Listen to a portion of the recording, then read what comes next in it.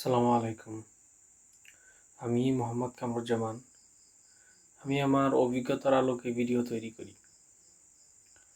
আজকের টপিক হচ্ছে একজন প্রকৃতই ভালো মানুষ কিভাবে চিনবেন। আমার অভিজ্ঞতা অনুযায়ী আমি বলতেছি, একটা মানুষ দেখবেন খুব ভালো আচরণ করে, খুব ভালো কথা বলে, খুব সুন্দর পরামর্শ দেয়। আসলে সে প্রকৃতপক্ষেই ভালো কিনা তা বুঝতে পারবেন সে তার নিকটাত্মীয়দের সাথে কীরকম। যেমন সে তার বাবা মায়ের সাথে কীরকম, সে তার ভাইয়ের সাথে কীরকম, সে তার স্ত্রীর নিকট কীরকম, স্ত্রীর সাথে কীরকম আচরণ করে, ভাইয়ের সাথে, আপন বোনের সাথে, বাবা মায়ের সাথে, তাদের মধ্যে যারাই জীবিত আছেন তাদের সাথে সে কী ধরনের আচরণ করে।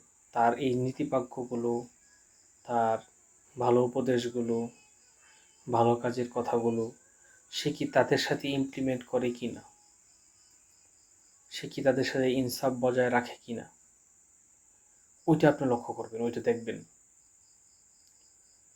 যদি দেখেন আপনার তৃতীয় একজন ব্যক্তির সঙ্গে তার যে ধরনের আচরণ, সেম ইনসাফপূর্ণ আচরণ সে তার বাবা মার সাথেও করে, আপন ভাইয়ের সাথেও করে, আপন বোনের সাথেও করে, তখন আপনি আশা রাখতে পারেন লোকটা প্রকৃতপক্ষেই ভালো।